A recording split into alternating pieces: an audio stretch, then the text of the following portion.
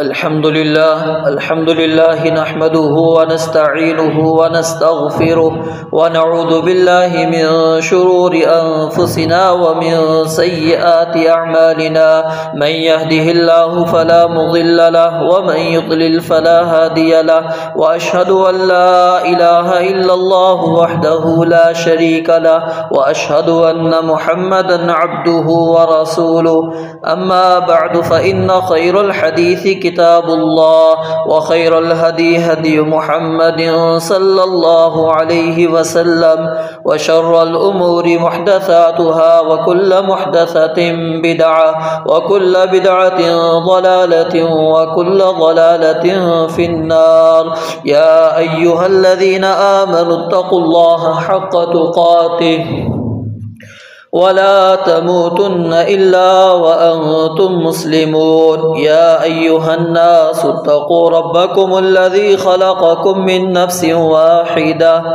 وخلق منها زوجها وبث منهما رجالا كثيرا ونساء واتقوا الله الذي تساءلون به والأرحام إن الله كان عليكم رقيبا. يا أيها الذين آمنوا اتقوا الله وقولوا قولا سديدا يصلح لكم أعمالكم ويغفر لكم ذنوبكم ومن يطع الله ورسوله فقد فاز فوزا عظيما. اللهم صل على محمد وعلى آل محمد كما صليت على إبراهيم وعلى آل إبراهيم إنك حميد مجيد. اللهم بارك على محمد وعلى آل محمد كما باركت على إبراهيم وعلى آل إبراهيم إنك حميد مجيد. أعوذ بالله من الشيطان الرجيم. بسم الله الرحمن الرحيم. قاف والقرآن المجيد بل عجبوا أن جاءهم منذر منهم فقال الكافرون هذا شيء عجيب أإذا متنا وكنا ترابا ذلك رجع بعيد. قد علمنا ما تنقص الأرض منهم وعندنا كتاب حفيظ بل كذبوا بالحق لما جاءهم فهم في أمر مريج. أفلم ينظروا إلى السماء فوقهم كيف بنيناها وزيناها وما لها من فروج والأرض مددناها وألقينا فيها رواسي وأنبتنا فيها من كل زوج بهيج تبصرة وذكرى لكل عبد منيب. ونزلنا من السماء ماء مباركا فأنبتنا به جنات وحب الحصيد والنخل باسقات لها طلع نضيد رزقا للعباد وأحيينا به بلدة ميتا كذلك الخروج. كذبت قبلهم قوم نوح وأصحاب الرس وثمود وعاد وفرعون وإخوان لوط وأصحاب الأيكة وقوم تبع كل كذب الرسل فحق وعيد. أفعينا بالخلق الأول بل هم في لبس من خلق جديد.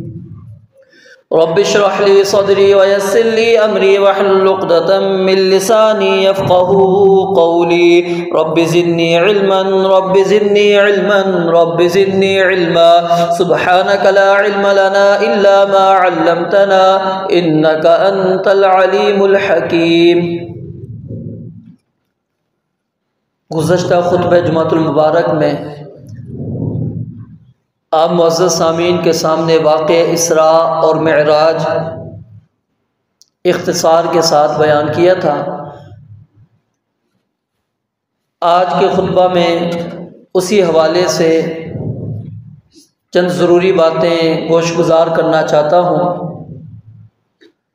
اللہ رب العالمین سے دعا ہے کہ رب العالمین حق اور سچ بیان کرنے کی اور اس کے بعد عمل کرنے کی توفیق عطا فرمائے۔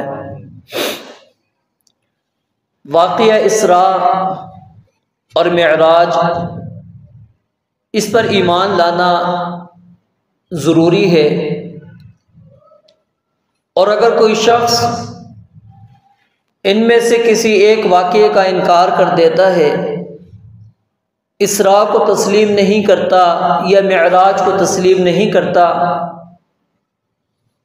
وہ بندہ منکر ہے، کافر ہے، کیونکہ وہ رسول مکرم علیہ السلام کے ایک عظیم معجزے کا انکار کر رہا ہے۔ تو واقعہ اسراء کے واقع ہونے پر کہ یہ واقعہ واقع ہوا ہے، رسول مکرم علیہ السلام مسجد حرام سے مسجد اقصیٰ تک گئے، پھر مسجد اقصیٰ سے آپ ساتوں آسمان سدرۃ المنتہا جنت و جہنم کی آپ کو مشاہدات کروائے گئے۔ ان ساری باتوں پر ایمان لانا ضروری ہے، اور اگر کوئی شخص انکار کر دیتا ہے، میں نے جیسے کہ آپ کو بتلایا کہ وہ بندہ کافر ہو جاتا ہے، کیونکہ اللہ تعالیٰ نے اس کا تذکرہ قرآن مجید کے اندر کیا ہے۔ سبحان الذی اسریٰ بعبدہ لیلا من المسجد الحرام الی المسجد الاقصیٰ۔ تو جو بندہ اس بات کو تسلیم نہیں کرتا، گویا کہ اس نے اس قرآن مجید کی ایک آیت کا انکار کر دیا، اور جو شخص قرآن مجید کا انکار کرتا ہے وہ مسلمان نہیں رہتا، وہ دائرہ اسلام سے نکل جاتا ہے۔ اور اسی طرح جو شخص معراج کو نہیں مانتا، اس کی وضاحت احادیث کے اندر موجود ہے، اور سورۃ النجم کے اندر بھی اللہ رب العالمین نے اس کی طرف اشارتاً بات کی ہے۔ تو گویا کہ جو بندہ اسراء کا انکار کر دے یا معراج کا انکار کر دے، وہ بندہ اسلام میں نہیں رہتا، وہ دائرہ اسلام سے نکل جاتا ہے۔ تو سب سے پہلے اس بات پر ایمان لانا انتہائی اہم اور ضروری ہے، اور اس کے پیچھے وجہ یہ ہے کیونکہ جب ہم اس واقعے کو اپنی عقل کے اعتبار سے پرکھ رہے ہوتے ہیں، عقل کے اعتبار سے اس کو دیکھ رہے ہوتے ہیں، تو ہماری عقل ان چیزوں کو تسلیم نہیں کرتی۔ جس طرح ان مشرکین نے انکار کر دیا، انہوں نے کہا کہ ہاں آپ راتوں رات مسجد حرام سے مسجد اقصیٰ گئے، اور پھر صبح آپ ہمارے ساتھ یہیں پر موجود ہیں، کیا یہ واقعی آپ نے اس طرح کیا ہے؟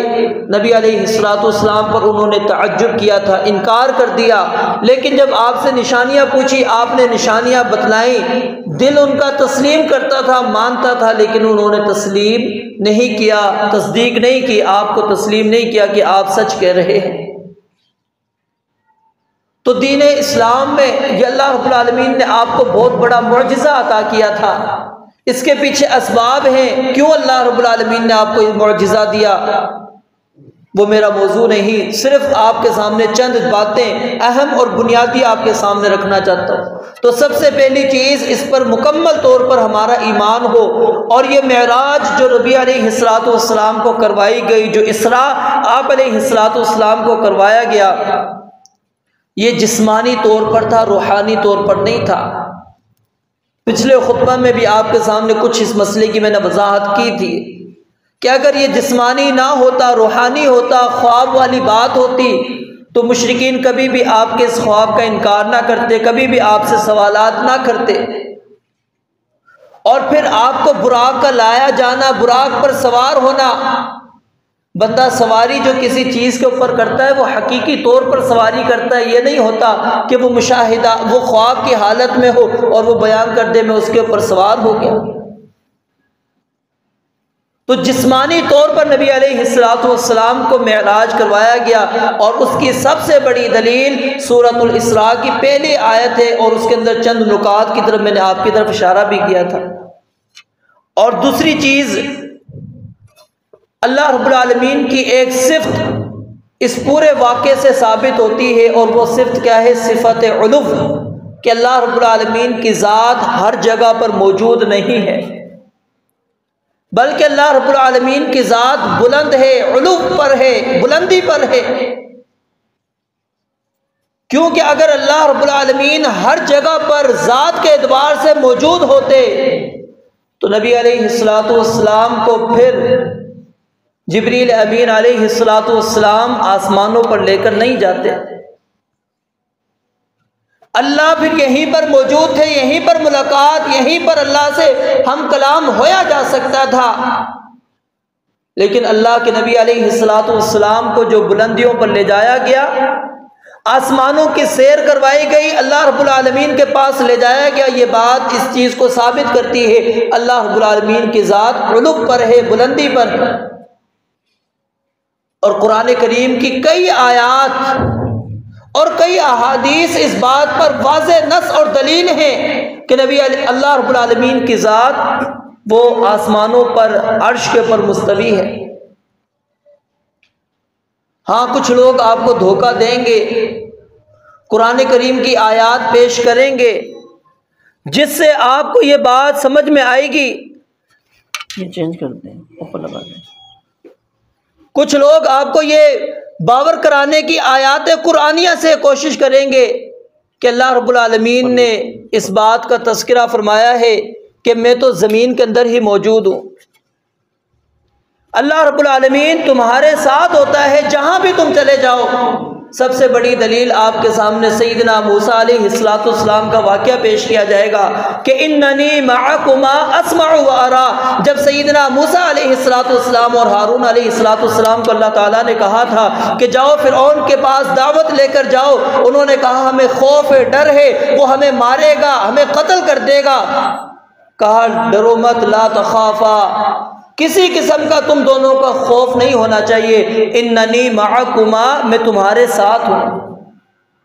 کہتے ہیں اللہ رب العالمین نے کیا کہا کہ میں تمہارے ساتھ ہوں۔ جب اللہ ساتھ ہے تو ہم کیوں نہیں تسلیم کرتے کہ اللہ رب العالمین کی ذات ہمارے ساتھ ہے؟ ہر ایک چیز کے اندر اللہ رب العالمین کیوں نہیں ہم مان لیتے؟ حلول کا عقیدہ کیوں نہیں تسلیم کر لیتے؟ اللہ ہر چیز کے اندر حل ہو چکی ہے، ہر جگہ پر نعوذ باللہ اللہ رب العالمین کی ذات موجود ہے، لیکن اگلی آیت کے ٹکڑے کا انکار کر دیتے ہیں۔ وہ کیا ہے؟ اسمع و ارا۔ اللہ رب العالمین نے کیا کہا؟ میں تمہارے ساتھ ہوں، میں سن بھی رہا ہوں اور میں دیکھ بھی رہا ہوں۔ یعنی یہاں پر جو اللہ رب العالمین کا ساتھ تھا وہ کس انداز کا ساتھ ہے؟ سماعت اور رؤیت کا، کہ رب العالمین کی ذات سننے کے لحاظ سے السمیع، ہر لحاظ سے ہر جگہ پر اللہ رب العالمین سننے والا ہے۔ وہ کائنات میں کسی بھی جگہ سے انسان اللہ رب العالمین کو پکارے، اللہ رب العالمین سن لیتے ہیں۔ ارا، اللہ رب العالمین دیکھنے والے، کوئی چیز اللہ رب العالمین سے اوجھل نہیں ہے۔ پھر سورۃ الانعام کی ایک آیت پیش کی جاتی ہے، وَهُوَ اللَّهُ، وہی اللہ ہے جو آسمانوں میں بھی تمہارا رب ہے، اور وہی اللہ ہے جو تمہارا زمینوں میں بھی رب ہے۔ اب اس آیت کا معنی اور مفہوم کیا ہے کہ اللہ رب العالمین آسمانوں میں بھی ہے، اللہ زمینوں میں بھی ہے، وجود کے اعتبار سے نہیں۔ وہاں یہ معنی نہیں ہے، کیوں؟ جب آپ قرآن مجید کو آیات آگے پیچھے سے پڑھیں آپ کو مفہوم واضح نظر آ جائے گا۔ جائیے سورۃ الانعام کے آغاز سے پڑھیے، وہاں پر اللہ رب العالمین نے کس چیز کو بیان کیا ہے، اور اس کے بعد اللہ رب العالمین نے یہ بات بیان فرمائی، وَهُوَ اللَّهُ فِي السَّمَاءِ، وہی اللہ ہے جو آسمانوں میں ہے اور جو زمین میں ہے۔ یعنی معبود الہ، آسمانوں کا معبود بھی وہی ہے، زمین میں رہنے والی مخلوقوں کا معبود بھی وہی ہے۔ کوئی بھی ایسی مخلوق نہیں ہے جس کا الہ الگ ہو، آسمانوں کا الہ الگ ہو جائے کہ ان کی مخلوقوں کا الہ الگ، زمینوں کی مخلوق کا الہ الگ نہیں۔ اللہ رب العالمین کی بادشاہت وہاں پر مقصود ہے کہ اللہ رب العالمین آسمانوں میں بھی اور زمین میں بھی اس کی الہیت موجود ہے، الوہیت موجود ہے۔ تو اللہ رب العالمین کی ذات بلند ہے، بندوں سے جدا ہے، بندوں کے ساتھ اس کا کوئی تعلق نہیں۔ سیدنا موسیٰ علیہ السلام کی جب قوم نے مطالبہ کیا کہ ہم اللہ رب العالمین کو جب تک واضح طور پر نہیں دیکھ لیتے ہم ایمان لے کر نہیں آئیں گے، جب واضح طور پر اپنی آنکھوں سے دیکھیں گے کہ یہ رب ہے، یہ اللہ تعالیٰ ہے، پھر ہم ایمان لے کر آئیں گے، وگرنہ نہیں۔ موسیٰ علیہ السلام نے قوم کو بڑا سمجھایا کہ نہیں، اللہ رب العالمین کی ذات کو کوئی بھی نہیں دیکھ سکتا. لا تدرکہ الابصار وہو یدرک الابصار. ان آنکھوں کے اندر اتنی طاقت نہیں ہے کہ وہ ان تجلیات کا مشاہدہ کر سکے. آپ اپنے آپ پر خود غور کریں. ایک دم آپ کے اوپر ایک تیز لائٹ، روشن لائٹ ماری جائے جو پاور کے اندر ہم تو دیکھتے نہیں ہیں 50-100 بس اس سے اوپر نہیں ہے نا. ایک دم آپ کے اوپر 1000 واٹ والی لائٹ آپ کی آنکھوں پر ماری جائے، کیا آپ کی آنکھوں میں طاقت ہے اس کو دیکھ سکتی ہے؟ فوراً ہماری آنکھ چندیا جاتی ہے. اس میں اتنی وسعت نہیں، طاقت نہیں ہے کہ یہ دنیاوی اس روشنی کو دیکھ سکے. تو رب العالمین کی ذات تو نور ہے، اس کو کیسے دیکھ سکتی ہے؟ اس کا ادراک کیسے کر سکتی ہے؟ موسیٰ علیہ السلام نے سمجھایا قوم والوں کو، لیکن انہوں نے تسلیم نہیں کیا. اللہ رب العالمین نے وعدے کے مطابق بلوا لیا اور کہا لن ترانی، مجھے تو نہیں دیکھ سکتے، ولکن انظر الی الجبل فإن استقر مکانہ فسوف ترانی. اس پہاڑ کی طرف دیکھ لو، اگر یہ اپنی جگہ پر برقرار رہ گیا تو تم مجھے دیکھ لو گے، وگرنہ نہیں. فلما تجلی ربہ للجبل جعلہ دکا، وہ ریزہ ریزہ ہو گیا. پہاڑ برداشت نہیں کر سکا جو اتنی صعوبت والا، اتنا سخت ہے. لیکن اللہ رب العالمین کے اس تجلی کو پہاڑ بھی برداشت نہیں کر سکا، تو انسانی آنکھ کیسے برداشت کر سکتی تھی؟ لیکن انکار کر دیا. قوم والوں نے پھر بھی تسلیم نہیں کیا، ایمان لے کر نہیں آئے. تو بہرحال اللہ رب العالمین کی ذات انسان سے جدا ہے، مخلوقات سے جدا ہے، عرش کے پر مستوی ہے. اور 7 آیات واضح ہیں جو اللہ رب العالمین کے عرش پر مستوی ہونے پر دلالت کرتی ہیں، اور دیگر دلائل موجود ہیں. اور انسانی عقل اور فطرت بھی اس چیز کو واضح کرتی ہے کہ اللہ رب العالمین کی ذات ہر جگہ پر موجود نہیں بلکہ عرش کے اوپر موجود ہے. آپ نے انصاف سے بتائیے کبھی دعا کی ہے؟ اور جب بھی دعا کی ہے آپ کے ہاتھ کس جانب اٹھتے ہیں؟ دائیں جانب، بائیں جانب، شمال، جنوب، نیچے، یا اوپر کی جانب اٹھاتے ہیں؟ کیوں اوپر اٹھاتے ہیں؟ آپ تو نہیں مانتے. اللہ رب العالمین کہتے ہیں ہر جگہ پر ہے. تو کبھی دعا مانگتے وقت ایسے بھی کر لیا کریں، دائیں بھی کر لیں، بائیں بھی کر لیں، سائڈ میں بھی ہاتھ کر لیں. لیکن نہیں، انسانی فطرت ہے، وہ جب بھی دعا کرتا ہے ہاتھ اس انداز سے اٹھاتا ہے. یعنی اس کی فطرت یہ بات کہتی ہے کہ نہیں، اللہ رب العالمین کی ذات کہاں ہے؟ عرش پر. ایک صحابی آئے تھے، انہوں نے نبی علیہ السلام سے کہا میں نے اپنی لونڈی پر تھوڑا سا ظلم کر دیا ہے، تھپڑ مار دیا ہے، تو مجھے مارنا نہیں چاہیے تھا، اب میں اسے آزاد کرنا چاہتا ہوں.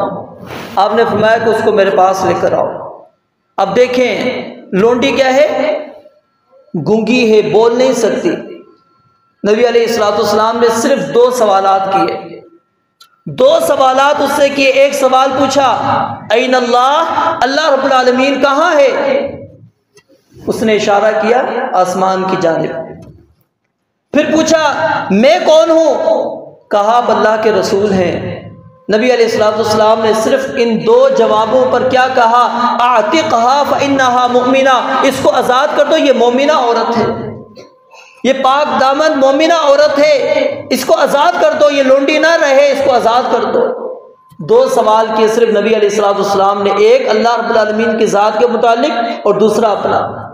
ہاں اگر اللہ کی ذات ہر جگہ پر ہوتی تو جس طرح نبی علیہ السلام باقی عقائد کی خرابی پر فوراً تنبیہ کیا کرتے تھے، اس موقع پر بھی آپ تنبیہ کر دیتے اور کہہ دیتے کہ نہیں، اللہ کی ذات تو ہر جگہ پر موجود ہے.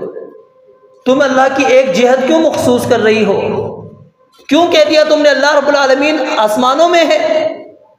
لیکن نہیں، آپ نے کیا کہا؟ مہر لگا دی اس چیز کے اوپر کہ جس شخص کا یہ عقیدہ نظریہ ہوگا کہ اللہ رب العالمین کی ذات عرش پر ہے، بلندیوں پر ہے، وہی بندہ مومن ہے. اور جس بندے کا یہ عقیدہ نہیں، نظریہ نہیں، وہ اللہ تعالیٰ کو ہر جگہ پر مانتا ہے، اللہ رب العالمین کا وجود ہر چیز کے اندر تسلیم کرتا ہے. نعوذ باللہ، یہاں تک کہ آپ پڑھیں گے انسانی زبان بیان کرتے وقت وہ جھجک محسوس کرتی ہے، لیکن بیان کرنے والوں نے، لکھنے والوں نے، ان کو حیا اور شرم نہیں آئی کہ اللہ رب العالمین کے بارے میں ایسی باتیں لکھ دی کہ برائی کرنے والے کو کہا جا رہا ہے کہ تم بھی جو برائی کر رہی ہو، کروا رہا بھی کون ہے؟ نعوذ باللہ اللہ ہے. شرم کس بات کی ہے؟ کرنے کرانے والا نعوذ باللہ کہتے رب ہے، تمہارے ساتھ جو بدکاری کرے گا وہ بھی رب، تم بھی رب۔ یہ حلول کا عقیدہ، یہ جو گندا عقیدہ آج مسلمانوں کے اندر موجود ہے، اور اگر اس کی اصلاح کی طرف ہم جانب توجہ کروائے تو لوگ کہتے ہیں کہ نہیں، نبی علیہ الصلوۃ والسلام اللہ رب العالمین کے بارے میں تم ایسی باتیں کرتے ہو۔ تو میرے بھائیو، اللہ رب العالمین ذات کے اعتبار سے عرش پر ہے، اپنی علم، وسعت، قدرت، بصارت، اس لحاظ سے اللہ رب العالمین ہر جگہ پر ہے، کوئی چیز اللہ رب العالمین سے مخفی نہیں۔ تو رب العالمین کو ذات کے لحاظ سے عرش پر ہی تسلیم کرنا، اور پھر ینزل ربنا تبارک و تعالی کل لیلۃ الی السماء الدنیا، ہر رات اللہ رب العالمین آسمان دنیا پر آتے ہیں، اترتے ہیں۔ نزول اوپر سے نیچے ہوتا ہے، نیچے سے اوپر نہیں ہوتا، اس کو عروج کہتے ہیں۔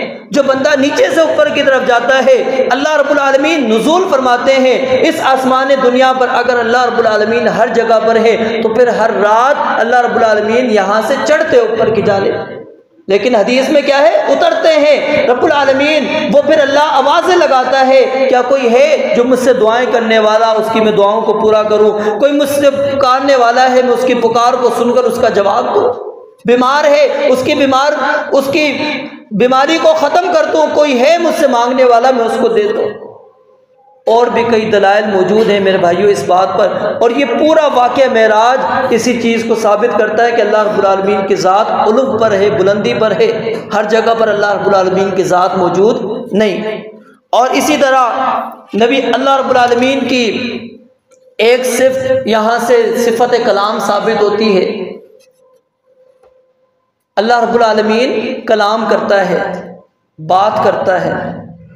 جب نبی علیہ الصلوۃ والسلام گئے 7ویں آسمان کے بعد سدرۃ المنتہا پر، پھر اللہ رب العالمین نے آپ کو 3 تحفے دیے، 3 تحفے دیے۔ ایک نماز کا تحفہ تھا، جب واپسی پر آئے سیدنا موسیٰ علیہ الصلوۃ والسلام سے ملاقات ہوتی ہے، سوال کرتے ہیں، پوچھتے ہیں کہ اللہ رب العالمین نے کوئی کلام کیا، تمہیں کچھ دیا؟ کہا کہ ہاں، مجھ سے اللہ نے کلام کیا ہے، اور مجھے اللہ رب العالمین نے یہ 3 تحفے دیے ہیں۔ نماز کے متعلق فرمایا کہ مجھے اللہ رب العالمین نے 50 نمازوں کا تحفہ دیا۔ اب یہ اللہ رب العالمین سے بار بار کلام ہو رہا ہے، پہلے بھی کلام کیا، اور پھر جب موسیٰ علیہ السلام نے کہا کہ نہیں یہ زیادہ ہے، جاؤ، واپس جا کر کلام کیا، اللہ سے تخفیف کروائی، پھر تخفیف کروائی، یہ کلام ہے۔ وَكَلَّمَ اللَّهُ مُوسَىٰ تَكْلِيمًا، اللہ رب العالمین نے موسیٰ علیہ السلام سے بھی کلام کیا تھا، رسول اللہ صلی اللہ علیہ وسلم سے بھی کلام کیا، اور سیدنا آدم علیہ السلام، یہ 3 انبیاء ہیں جن سے اللہ رب العالمین نے کلام کیا ہے۔ اور اس واقعے کو ذکر کر کر امام ابن حجر رحمۃ اللہ علیہ نے فتح الباری کے اندر یہ بات نقل کی ہے کہ اس بات سے یہ بات ثابت ہوتی ہے کہ اللہ رب العالمین نے نبی علیہ الصلوۃ والسلام سے کلام کیا، اور یہ سب سے بڑی واضح نص اور دلیل ہے اللہ کے نبی علیہ الصلوۃ والسلام کے کلام کرنے کی۔ اور پھر امام ابن کثیر رحمۃ اللہ علیہ نے بھی اپنی تفسیر کے اندر اس بات کو ثابت کیا ہے کہ اللہ رب العالمین نے نبی علیہ الصلوۃ والسلام سے کلام کیا، تو کلام یہ اللہ رب العالمین کی صفت ہے۔ تو کچھ لوگ اس کا انکار کر دیتے ہیں وہ اللہ رب العالمین کی کلام ہونے کا، کہ اللہ رب العالمین بات کرے، کیوں؟ اصل میں ہم عقل کے اوپر اللہ کی صفات کو پرکھ رہے ہوتے ہیں۔ جب ہم کوئی بات کہہ رہے ہیں، یہ کیا ہے؟ حروف پر مشتمل ہوتی ہے۔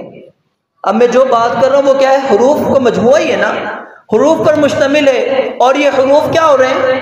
پیدا ہو رہے ہیں، یہ بن رہے ہیں، ٹھیک ہے؟ تو اب وہ کہتے ہیں یہ کیسے ممکن ہے کہ ایک ذات سے آپ اللہ رب العالمین کی ذات سے انشاء کروا رہے ہو، ایک چیز کو پیدا کروا رہے ہیں، کہ اللہ رب العالمین جو بات کرے وہ حروف کا مجموعہ بن جائے۔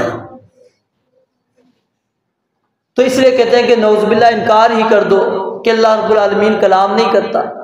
اور یہ قرآن مجید کیا ہے؟ کلام اللہ ہے، اللہ کا کلام ہے، یہ اللہ رب العالمین کا کلام ہے، اللہ رب العالمین نے گفتگو کی ہے، یہ ہمارے پاس جو قرآن مجید کی صورت میں موجود ہے۔ اور اسی طرح جنت اور جہنم، اس کا وجود، اس کا ثبوت ملتا ہے۔ کچھ لوگ اس کا بھی انکار کر دیتے ہیں، وہ کہتے ہیں کہ جنت اور جہنم ابھی نہیں ہے، ہاں جنت آئے گی، جہنم آئے گی، لیکن ابھی نہیں ہے۔ نبی علیہ الصلوۃ والسلام رات کو سوتے وقت ایک دعا پڑھتے تھے، ایک لمبی دعا ہے، اس کے اندر کچھ چیزیں تھیں جن کے بارے میں آپ کہتے تھے یہ حق ہے۔ اس کے اندر ایک الفاظ ہیں وَأَنَّ الْجَنَّةَ حَقٌّ وَالنَّارُ حَقٌّ، کہ جنت بھی حق ہے اور جہنم کی آگ بھی حق ہے۔ اور قرآن کریم کا اگر مطالعہ کریں اس کے اندر اللہ رب العالمین کیا فرماتے ہیں؟ وَسَارِعُوا إِلَىٰ مَغْفِرَةٍ مِّن رَّبِّكُمْ وَجَنَّةٍ عَرْضُهَا كَعَرْضِ السَّمَاءِ وَالْأَرْضِ، کہ آسمان اور جنت زمین سے وسیع ہے، جنت اللہ رب العالمین نے بنائی، اور یہ آسمان اور زمین سے وسیع ہونے کا مطلب کیا ہے؟ انسانی عقل سے ماورا ہے، کوئی انسان اس کو سوچ نہیں سکتا اس کی وسعت کتنی ہے۔ اب تو جنت کا وجود موجود ہے، جہنم کا وجود موجود ہے، اسی لیے تو آپ علیہ الصلوۃ والسلام کو وہ مشاہدات کروائے گئے۔ اور پھر اسی طرح اس واقعے سے ایک چیز جو ثابت ہوتی ہے وہ برزخ کی زندگی۔ برزخ کہتے ہیں پردے کو، ایک زندگی ہے جو یہ دنیاوی زندگی ہم گزار رہے ہیں، ایک زندگی وہ ہوگی جو اخروی زندگی ہوگی جنت اور جہنم کی صورت کے اندر، اور ان دونوں کے درمیان میں ایک مرحلہ ہے جو مرنے کے بعد سے لے کر انسان کے زندہ ہونے تک، یعنی قیامت کے دن اٹھائے جانے تک کا جو مرحلہ ہوتا ہے اس کو کہتے ہیں برزخ۔ اور برزخ کا معنی ہوتا ہے پردہ، وَمِن وَرَائِهِمْ بَرْزَخٌ إِلَىٰ يَوْمِ يُبْعَثُونَ، ان کے سامنے اللہ رب العالمین نے ایک پردہ ڈال دیا ہے جو اس دن تک رہے گا جب تک یہ اٹھائے جائیں گے۔ اب یہ جو برزخی زندگی ہے، کچھ لوگ اس کے سمجھنے کے اندر بھی بڑی غلطیاں کر لیتے ہیں، اس کو ہم اپنی دنیاوی زندگی پر جب قیاس کرتے ہوئے سمجھتے ہیں تو بہت سی خرابیاں پیدا آ جاتی ہیں۔ یاد رکھیں دنیاوی زندگی ایک الگ زندگی ہے، اس کا وجود الگ وجود ہے، اور جو اللہ نے یہ وجود دیا ہے یہ صرف دنیاوی زندگی کے قابل ہے، اور جو برزخی زندگی ہے وہ ایک الگ زندگی ہے، اس کا وجود الگ وجود ہے۔ تو نبی علیہ الصلوۃ والسلام کو جو جنت کے اندر مشاہدات دکھائے گئے، جو جنت کے اندر موجود لوگوں کے محلات وغیرہ دکھائے گئے، یہ برزخ کے معاملات تھے۔ پھر جو نبی علیہ الصلوۃ والسلام کی انبیاء سے ملاقات کروائی گئی، یہ برزخی معاملہ ہے۔ سیدنا موسیٰ علیہ الصلوۃ والسلام کو نماز پڑھتے ہوئے دیکھا، یہ برزخی معاملہ ہے۔ عیسیٰ علیہ السلام کو نماز پڑھتے ہوئے دیکھا، یہ برزخی معاملہ ہے۔ سیدنا ابراہیم علیہ السلام کو نماز پڑھتے ہوئے دیکھا، یہ برزخی معاملہ ہے۔ یہ سارے معاملات کون سے تھے؟ برزخ کے ساتھ اس کا تعلق تھا، اور اللہ رب العالمین نے اس برزخ کی کچھ خبریں ہمارے تک پہنچا دی نبی علیہ الصلوۃ والسلام کے اس واقعے کے ذریعے سے۔ تو انبیاء کرام علیہم الصلوۃ والسلام وہ اپنی قبروں کے اندر زندہ ہیں، وہ نماز پڑھتے ہیں، کیا اس طرح جس طرح کہ ہم نمازوں کے مکلف ہیں، ہمارے اوپر اللہ نے دن اور رات میں 5 نمازیں فرض کی؟ نہیں، اس کا کوئی ثبوت ہمیں نہیں ملتا۔ انبیاء اپنی قبروں میں نماز پڑھتے ہیں، وہ کیفیت کیا ہے اللہ رب العالمین بہتر جانتا ہے، ہم نہیں اس کے بارے میں نہ اپنی عقل سے کچھ بات سمجھ سکتے، نہ ہمیں سمجھ میں آ سکتی ہے۔ اس کا کوئی بندہ مشاہدہ ہی نہیں کر سکتا کہ وہاں پر انسان کے ساتھ برزخ میں کیا معاملات ہیں۔ تو اس لیے یہ برزخ کی جو زندگی ہے اس کو انسان کو تسلیم کرنی چاہیے جس کا ثبوت مل جاتا ہے، اور جتنا ملے صرف اتنا ہی ثبوت ماننا چاہیے، اس سے بڑھ کر نہیں۔ اب انبیاء کی زندگی کو لوگ تسلیم تو کر لیتے ہیں، اب اس کے بعد پھر کہتے ہیں جی یہ ہمارے نفع کا بھی مالک ہیں، نقصان کے بھی مالک ہیں، ہماری پکار کو بھی سنتے ہیں، ہم ان کو آوازیں لگاتے ہیں تو یہ ہماری آواز کا جواب بھی دیتے ہیں۔ نہیں، اس کا کوئی بھی ثبوت قرآن و حدیث کے اندر نہیں ملتا۔ جب ایک چیز کا ثبوت نہیں ہے تو پھر ہم انبیاء کرام علیہ الصلوۃ والسلام کے متعلق یہ نظریہ اور عقیدہ بنا لیں تو یہ انتہائی غلط نظریہ ہے، غلط عقیدہ ہے۔ تو برزخ کے معاملات وہ اللہ رب العالمین نے الگ رکھے ہیں، تو اس کی کچھ خبریں اس واقعے کے ذریعے سے اللہ کے نبی علیہ الصلوۃ والسلام نے ہمیں بیان کی تھی۔ تو بہرحال اس کا خلاصہ کیا ہے پورے اس واقعے کا، کہ ایک تو نبی علیہ الصلوۃ والسلام نے اللہ تعالیٰ کی کچھ صفات کا اس کے اندر ثبوت پیش کیا ہے، ہمیں اس کو تسلیم کرنا چاہیے۔ کچھ برزخ کے حالات آپ نے بیان کیے، ہمیں وہ تسلیم کرنے چاہیے، ماننے چاہیے۔ اور جنت اور جہنم کا آپ علیہ الصلوۃ والسلام نے وجود ثابت کیے، ہمیں اس کا وہ تسلیم کرنا چاہیے، ماننا چاہیے۔ اللہ رب العالمین کی صفت علو کو تسلیم کرنا چاہیے کہ اللہ رب العالمین کی ذات مخلوقات سے جدا ہے، عرش پر مستوی ہے، اللہ رب العالمین کلام کرتا ہے، اور نبی علیہ الصلوۃ والسلام کو یہ اللہ تعالیٰ نے یہ اعزاز دیا تھا کہ جو تمام انبیاء کرام علیہ الصلوۃ والسلام نے آپ کے پیچھے نماز پڑھی تھی، اس کے ذریعے سے اللہ رب العالمین نے آپ کو ایک فضیلت بخشی ہے، اور یہ سب سے بڑی ہمارے لیے یعنی سعادت ہے کہ ہم اس نبی کی امت میں سے ہیں کہ جس کو اللہ رب العالمین نے یہ مقام اور عزت عطا فرمائی ہے۔ رب العالمین سے دعا ہے اللہ تعالیٰ سمجھنے عمل کرنے کی توفیق عطا فرمائے۔ وآخر دعوانا الحمدللہ رب العالمین۔